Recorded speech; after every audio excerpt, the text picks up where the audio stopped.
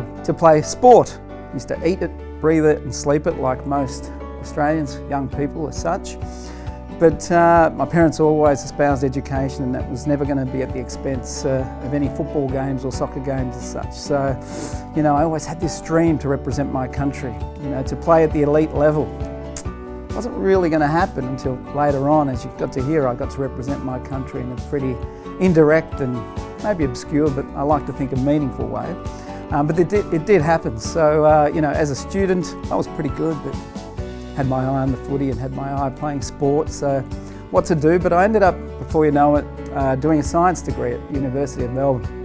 And it wasn't until I found the discipline of psychology, which we all know is exploring the way people think and behave and helping those who might need a helping hand, that I sort of realised my calling in life. Homelessness is a real interesting construct. It's estimated that on a given night there is 105,237, just off the top of my head, people that are homeless.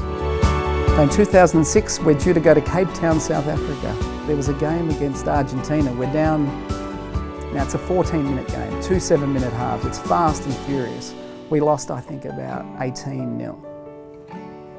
Our goalkeeper had a rugged job taking the ball out of the net every couple of minutes. So if you do the math, that's a bad strike rate. But our guys were flat, just a bit flat.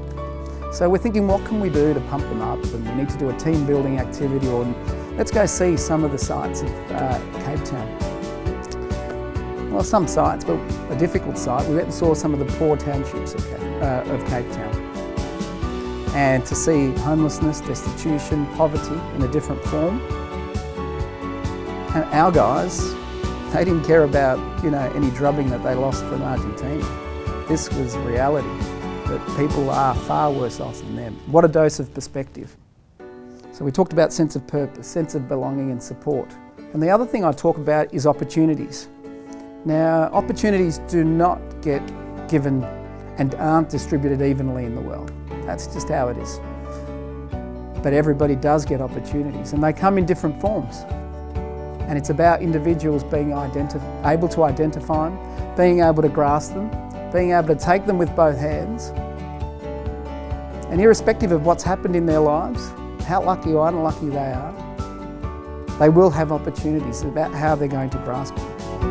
But in 2008, the event was held in Melbourne.